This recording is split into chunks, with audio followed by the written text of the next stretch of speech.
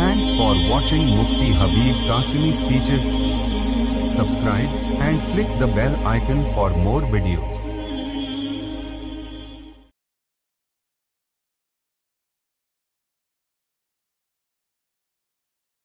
Alhamdulillahi wassalatu li waliyah. Assalamu alaikum wa rahmatullahi wa barakatuh. সম্মানিত সুধী, فقد قال الله تبارك وتعالى فأعوذ بالله من الشيطان الرجيم والذين استجابوا لربهم وأقاموا الصلاة وأمرهم شورى بينهم ومما رزقناهم ينفقون। আল্লাহ জাল্লা শানহু যেখানে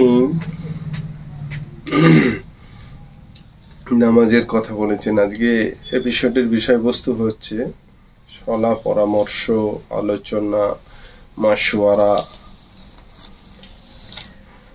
আল্লাহ তাআলা এই মাশওয়ারাকে উম্মতে মুহাম্মদের জন্য এত বড় গুরুত্বপূর্ণ একটা জিনিস নেয়ামত দান করেছেন, যেটার নামে একটা সূরার নামকরণ করে দিয়েছেন, যে সূরাটার নাম হচ্ছে সূরা শুরা।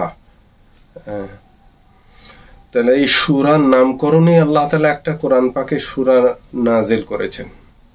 সেই সূরার 38 নম্বর আয়াতে আল্লাহ তাআলা বলেন যে যখন তারা আয়াতটা হচ্ছে ওয়াল্লাযিনা ইসতাজাবু লিরাব্বিহিম ওয়া আকামুস সালাহ ওয়া আমরুহুম শুরা বাইনাহুম ওয়া মিম্মা রাযাকনাহুম ইউনফিকুন। যারা তাদের পালনকর্তার আদেশ মান্য করে, নামাজ আদায় করে বা নামাজ কায়েম করে, পারস্পরিক পরামর্শক্রমে কাজ করে এবং আমি তাদেরকে যে রিজিক দিয়েছি তা থেকে সে ব্যয় করে। কোরআন শরীফের মধ্যে যেখানেই নামাজের কথা এসেছে সেখানেই তার পরে পরেই যাকাতের কথা এসেছে। আল্লাহ তাআলা ব্যতিক্রমী একটা এখানে পদ্ধতি অবলম্বন করলেন, সেটা হচ্ছে নামাজ আর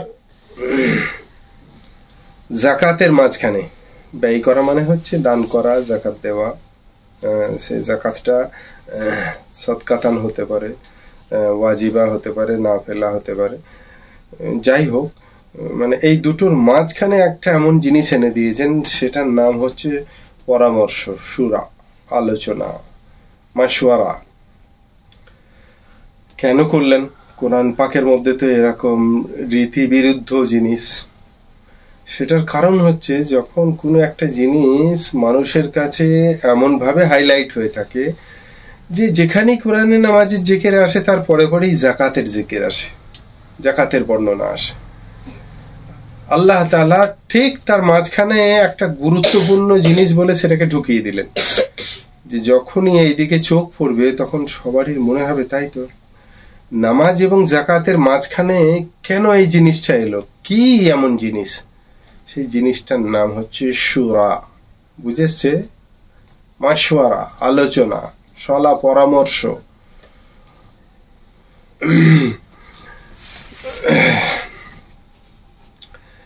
এই সলা পরামর্শটা প্রথম নম্বর ওলামাদের ক্ষেত্রে বলে রাখি যে সাবিরুহুন্না ওয়া খালিফুহুন্না, বিষয়টা নিয়ে আপনি কোথাও কোনো এপিসোড বা বক্তৃতা করতে যাবেন না। লাইসা লাহু মারফু হেতু এই হাদিসটা নিয়ে ওলামাদের বিতর্কে না যাওয়া বাঞ্ছনীয় বেশি। কিন্তু সাধারণভাবে যেটা সেটা বলে দিস, সর্বসাধারণ এবং পাবলিকের জন্য, সেটা হচ্ছে মাশওয়ারা বা আলোচনা করে লাভ কি হয়। আগে লাভের বিষয় এবং জিনিসটা কি সেটা আগে জানার দরকার। এই মাশওয়ারাটা হচ্ছে আম্বিয়াদের একটা সুন্নত, তথাকথিত রসুল পাক সাল্লাল্লাহু আলাইহি ওয়া আলিহি ওয়াসাল্লামের পবিত্র সুন্নত। হেতু মাশওয়ারা আমাদের প্রতি দয়া এবং অনুগ্রহ স্বরূপ আল্লাহ তাআলা দিয়েছেন। তো এখন এবার তো জানতে লাগে যে যখন মাশওয়ারা নবীজির প্রতি নির্দেশিত, কারণ হাদিস পাকের মধ্যে এসেছে ক্বালা আবু হুরায়রা রাদিয়াল্লাহু তাআলা আনহু মা রাআইতু আহাদা আকসারা মাশওয়ারা লি আসহাবিহি মিন রাসূলিল্লাহ সাল্লাল্লাহু আলাইহি ওয়াসাল্লাম। তিরমিজি শরীফের হাদিস, কিতাবু আবওয়াবুল জিহাদের মধ্যে এসেছে বাবু মা জাআ ফিল মাশওয়ারাতের মধ্যে, প্রথম জিলদের 301 নম্বর পৃষ্ঠায় 1714 নম্বর হাদিসের মধ্যে আল্লাহ নবী সাল্লাল্লাহু আলাইহি ওয়াসাল্লামকে হযরত আবু হুরায়রা রাদিয়াল্লাহু তাআলা আনহু বলেন যে আমি আল্লাহ নবী সাল্লাল্লাহু আলাইহি ওয়াসাল্লামকে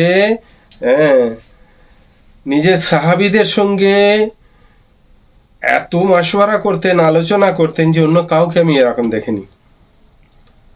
এখন প্রশ্ন একটা, সেটা হচ্ছে আল্লাহ নবী সাল্লাল্লাহু আলাইহি ওয়াসাল্লাম নিজে সারে, তিনি যেটা হুকুম দেবেন সেটাই শেষ কথা, তবে কেন তিনার জন্য মাশওয়ারার প্রয়োজন?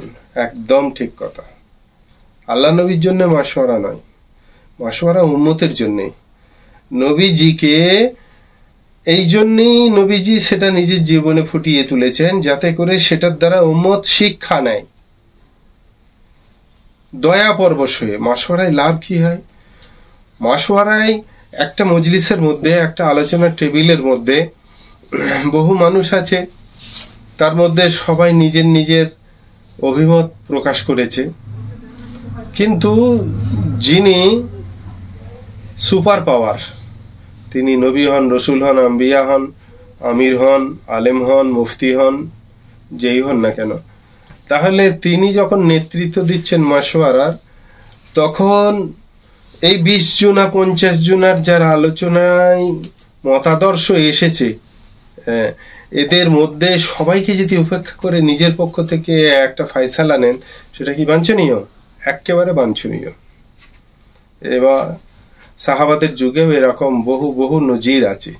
মাশওয়ারা হয়েছে, সবাই মতাদর্শ প্রকাশ করেছেন, কিন্তু তারপরেও যিনি আমির ছিলেন তিনি সেই মাশওয়ারার বিরুদ্ধে, সবারই মতাদর্শের বিরুদ্ধে তিনি ফয়সালা দিয়েছেন। এরকমও আছে বহু নজির। এতে লাভ কি?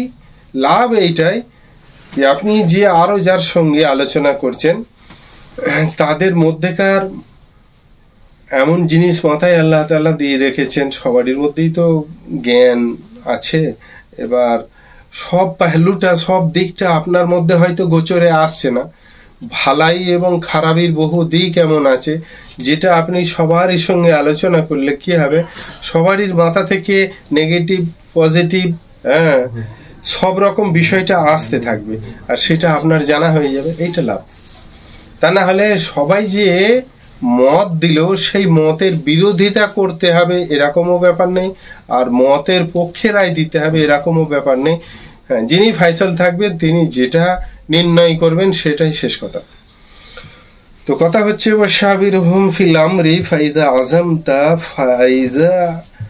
আযামতা বলে কোরআন পাকের মধ্যে এখানে একটা হুকুম দেওয়া হয়েছে, ওয়াশাবিরহুম ফিল আমরি, গুরুত্বপূর্ণ বিষয়ে তোমরা কি করো? মাশওয়ারা করো, আলোচনা করো। হ্যাঁ, ফাইজা আযামতা, তারপরে নবীজিকে আল্লাহ তাআলা বলছেন তারপরে তুমি ফয়সালা নাও। এখানে আল্লাহ তাআলা এই কথা বলেননি যে ফাইজা আযামতুম, যখন তোমরা সম্মিলিত একটা অভিমতের জায়গায় পৌঁছেছো তখন সেই মতো তোমরা নির্ণায়ক হও, তা আল্লাহ তাআলা বলেননি। আল্লাহ তাআলা ওয়াহিদের সিগা নিয়ে এসে ফাইজা আযাম তা বলেছেন, আযাম তুম বলেননি।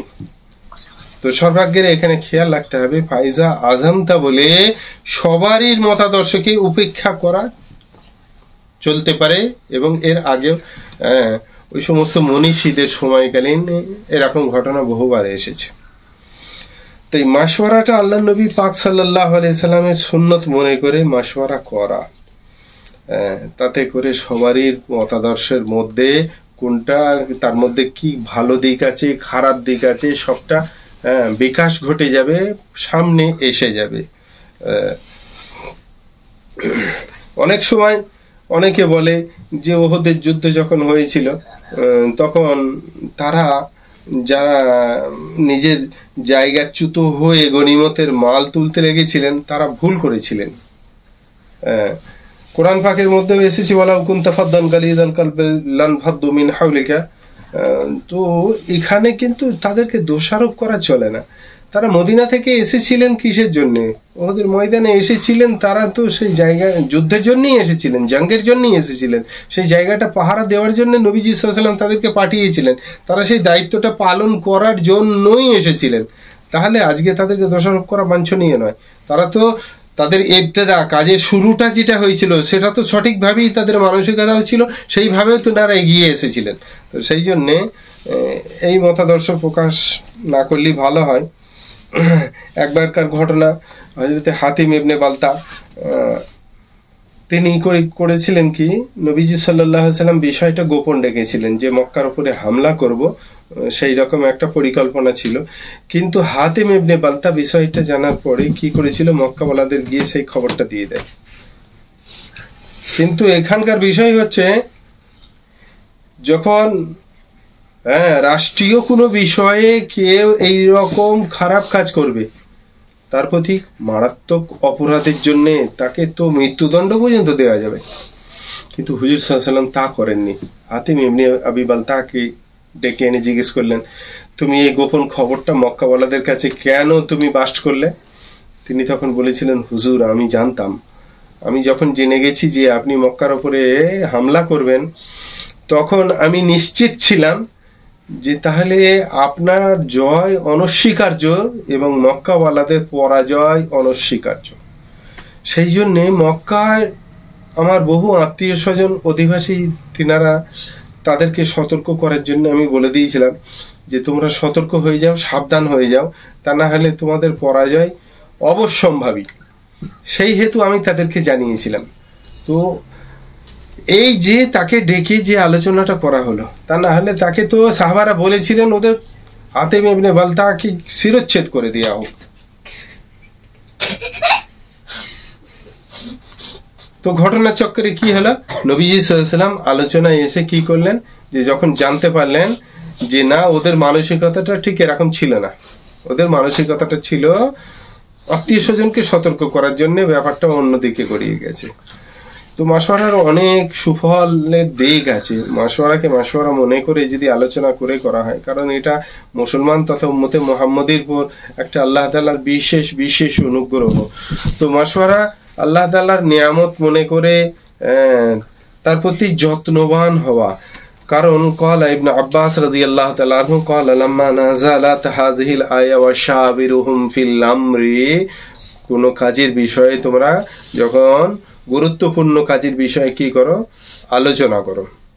ভাই ক্বালা রাসূলুল্লাহ সাল্লাল্লাহু আলাইহি সাল্লাম আমা ইন্নাল্লাহা ওয়া রাসূলুহু গানিয়ান আনহুমা, আল্লাহ এবং তার রাসূল এই মাশওয়ারা থেকে বেপরোয়া, তাদের কোনো দরকারই নেই মাশওয়ারা করার। কারণ আল্লাহ এবং আল্লাহ রসুল তো ইনারা শারে, তিনারা কিসের জন্য আল্লাহ কার সঙ্গে মাশওয়ারা করবে, আল্লাহ রসুল কার সঙ্গে মাশওয়ারা করবে? তারা গানিয়ান, তারা এর থেকে কি কারো মুখাপেক্ষী নন তিনারা। তো সেই জন্যে আল্লাহ নবী সাল্লাল্লাহু আলাইহি ওয়াসাল্লাম বললেন যে মা ইন্নাল্লাহা ওয়া রাসূলুহু গানিয়ান আনহুমা, মাশওয়ারা থেকে তিনারা গানি। ওয়ালাকিন জাআলাহাল্লাহু রাহমাতান লিউম্মতি, কিন্তু আল্লাহ তাআলা আমার উম্মতের জন্য এটা একটা রহমত স্বরূপ করে পাঠিয়েছেন। ফামান শাওয়ারা মিনহুম, এর লাভ কি হবে, যে মাশওয়ারা করবে, লাম ইয়াদিম রশদা, সে তার পদস্খলন হবে না, সে রাস্তাচ্যুত হবে না, পথভ্রষ্ট হবে না মাশওয়ারা করলে। তার মানে সে গন্তব্যে পৌঁছাবে। ওয়ামান তারাকাল মাশওয়ারা মিনহুম লাম ইয়াদিম আনা, আর যে মাশওয়ারাকে উপেক্ষা করবে, মাশওয়ারাকে বর্জন করবে, তো সে বিভিন্ন রকম পেরেশানির মধ্যে নিপতিত হবে, পেরেশানি থেকে সে বাঁচতে পারবে না। তো সেই জন্য মাশওয়ারা করা দরকার। আল্লাহ নবী সাল্লাল্লাহু আলাইহি ওয়াসাল্লাম খোদ বলে দিয়েছেন, মাশওয়ারা করলে তোমার তো লাভ, তুমি তোমার উদ্দেশ্যে সফল হবে। আর যদি মাশওয়ারা না করো, লাভ কি হবে? তোমার জন্যে অবধারিত পেরেশানি, তুমি ঠেকাই পড়বেই, তুমি পেরেশানিতে উপনীত হবেই। অনেক সময় এখন সব গুরুজনেদের কি বুদ্ধিমত্তা হয়েছে জানি না, তারা খালি বলবে কি করে নাও, ওই 2 রাকাত নামাজ পড়ে ইস্তেখারা করে নাও। আরে বাবা, ইস্তেখারা কোরআন পাকের মধ্যে কোথাও আসেনি, হাদিস শরীফের মধ্যে এসছে। আর ওয়াশাবিরুহুম ফিল আমরি ফাইজা আযামতা ফাতাওয়াক্কাল আলাল্লাহ, এই মাশওয়ারার বিষয়ে আল্লাহ তাআলা খোদ কোরআনে পাকের মধ্যেই বয়ান করেছেন। তাহলে মাশওয়ারার গুরুত্ব বেশি না ইস্তেখারার গুরুত্ব বেশি? অবশ্যই মাশওয়ারার গুরুত্ব বেশি, সেই দিক অনুধাবন করতে হবে। ইস্তেখারার থেকে বহু গুণে তার গুরুত্ব বেশি। তো সেই জন্য মাশওয়ারাকে মাশওয়ারার দরজায় রেখে তার গুরুত্ব অনুধাবন করে মাশওয়ারা করব। হ্যাঁ, তার মানে উপেক্ষিত নয় এখানে কি, সেটা হচ্ছে ইস্তেখারাটা উপেক্ষিত নয়। যেহেতু আল্লাহ নবী সাল্লাল্লাহু আলাইহি সাল্লাম ইস্তেখারার বিষয়ে বলেছেন, ইস্তেখারাটা কি জিনিস আমাদের সেটাও জানার দরকার। কোনো বিষয়ে হজে যাব সেই জন্য ইস্তেখারা করব, মেয়ের বিয়ে দেবো তার জন্য ইস্তেখারা করব, ইত্যাদি যে কোনো ভালো কাজ করতে গেলে তার জন্য কি করব, ইস্তেখারা করব। হ্যাঁ, ইস্তেখারা করলে কি লাভ হবে? ইস্তেখারা করলে আল্লাহ তাআলা আপনার দিলকে ইনকিশাফ করে দেবেন যে এই বিষয়ে এই রাস্তায় চললে তুমি সফল কাম হবে। ইস্তেখারা করা কেমন করে হবে? ইস্তেখারার পদ্ধতি হচ্ছে শোয়ার সময় 2 রাকাত নফল নামাজ পড়ে নেবে। নফল নামাজ পড়ে কি করবে? নফল নামাজ পড়ে আল্লাহ তাআলার কাছে দাস্তে দারাজ হয়ে হাত উত্তোলন করে আল্লাহর প্রশংসার সূচক আলহামদুলিল্লাহ রাব্বিল আলামিন, এতে ভিন্ন আরো যত আল্লাহ তাআলার হামদের বিষয় আছে সেইগুলো উল্লেখ করে আল্লাহর পাক নবী সাল্লাল্লাহু আলাইহি সাল্লামের প্রতি দরুদ এবং সালাম পাঠ করার পর একটা দোয়া হাদিসের মধ্যে বর্ণিত আছে। সেই হাদিসের দোয়াটা মানে আল্লাহ তাআলার কাছে নিবেদন সাপেক্ষে হাত তুলে দোয়াটা করা। সেই দোয়াটা হচ্ছে আল্লাহুম্মা ইন্নী আস্তাগফিরুকা বিইলমিকা ওয়াস্তাকদিরুকা বিকুদরাতিকা ওয়াসআলুকা মিন ফাদলিকাল আযীম ফা ইন্নাকা তাকদিরু ওয়া লা আকদিরু ওয়া তা'লামু ওয়া লা আ'লামু ওয়া আনতা আল্লামুল গুয়ুব। اللهم إن كنت تعلم أن هذا الأمر خير لي في ديني ومعاشي وعاقبة أمري فاقدره لي ويسره لي وتقبله مني، وإن كنت تعلم أن هذا الأمر شر لي في ديني ومعاشي وعاقبة أمري فاصرفه عني وأصرفني عنه وأقدر لي الخير حيث كان ثم ردني به। এই হাদাল আমরার জায়গায় জায়গায় সেই নিজের বিষয়বস্তুটাকে নিজের জেহেনের মধ্যে উপস্থাপন করবে। হাদাল আমরা বলতে আমি কি বলতে চাইছি? তবে হ্যাঁ, ইস্তেখারার বিষয়ে, নেকির বিষয়ে, ইবাদতের বিষয়ে, ভালো কাজের বিষয়ে ইস্তেখারা কি করবে? হজে যাওয়ার বিষয়ে ইস্তেখারার তো কোনো দরকার নেই। হজ হচ্ছে ফরজ জিনিস, আর একটা নফল একটা মামলাত দ্বারা হজকে নিরীক্ষণ করা একদম বাঞ্ছনীয় নয়। হ্যাঁ, হজের বিষয়ে ইস্তেখারা করবে যে এই সিজনটা আমার হজের জন্য উপযোগী কিনা, এই রাস্তাটা বা কোন কোম্পানির প্লেনে যাব, কোন রাস্তা দিয়ে যাব, ডাইরেক্ট যাব নাকি ভায়া হয়ে যাব, এই বিষয়ে ইস্তেখারা করা বাঞ্ছনীয়। কিন্তু হজ করব কি করব না এরকম ইস্তেখারা করা চলবে না। রোজা রাখবো কি রাখবো না এরকম ইস্তেখারা করা চলবে না। হ্যাঁ, এই বিষয়ে ইস্তেখারা করা যে আমি পদ্ধতিটা কি অবলম্বন করব সেই বিষয়ে ইস্তেখারা করা যেতে পারে। বিয়ের বিষয়ে তো খুব ভালো জিনিস হচ্ছে ইস্তেখারা করে করা। তাহলে বিয়ে দিলে কি হবে? বিবাহ পরবর্তী কোনো অশান্তির সম্মুখীন তাকে হতে হবে না। আল্লাহর পাক নবী সাল্লাল্লাহু আলাইহি সাল্লামের মুখের এই দুয়ার বরকতের কারণে তাকে রুসওয়াইয়ের সম্মুখীন হতে হয় না। তো সেই জন্য সবাই খেয়াল রাখবে, ছেলে মেয়েদের বিয়ে দেওয়ার সময় আগে ইস্তেখারা করব। ইস্তেখারা জন্য ঈশান নামাজ পড়েও আপনি ওইখানেই হাত তুলে বসে বসে দোয়া করে নিতে পারেন, অসুবিধা নেই। তবে হ্যাঁ, ইস্তেখারার থেকে মাশওয়ারার গুরুত্ব অনেক অনেক অনেক বেশি, কারণ ইস্তেখারা শুধুমাত্র হাদিসে পাকের মধ্যে এসেছে, আর মাশওয়ারা আল্লাহ তাআলা কোরআন পাকের মধ্যে বর্ণনা করেছেন এবং একটা গোটা সূরার নাম রাখা হয়েছে আশ-শুরা। বুঝেছে? তাহলে এর গুরুত্ব তো অনুধাবন করছি। আর শেষ কথাটা হচ্ছে মাশওয়ারা করবো কাদের সঙ্গে? মাশওয়ারাটা করবো কাদের সঙ্গে?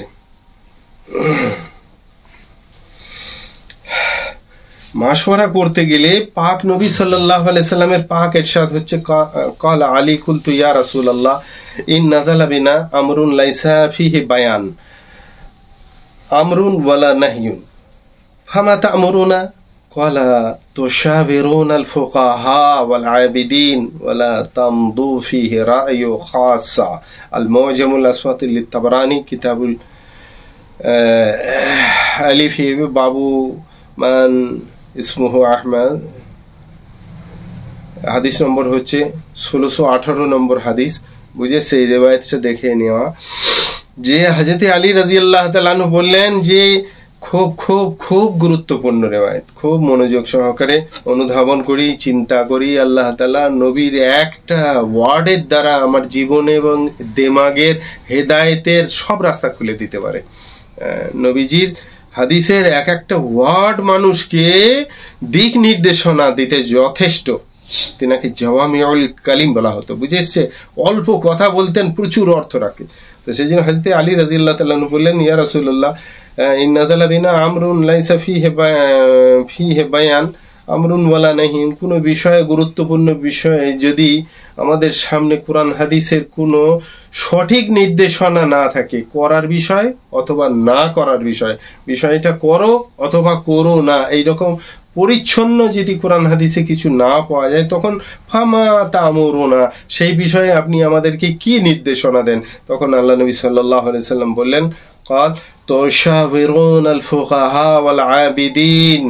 তখন তোমরা কি করবে?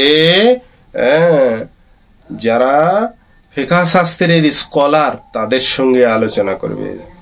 তুশাবিরুনাল ফুকাহা, ফুকাহা যারা, ফিকহ শাস্ত্রের যারা স্কলার, যারা মুফতি, তাদের সঙ্গে আলোচনা করবে শুধুমাত্র। আর কি করবে?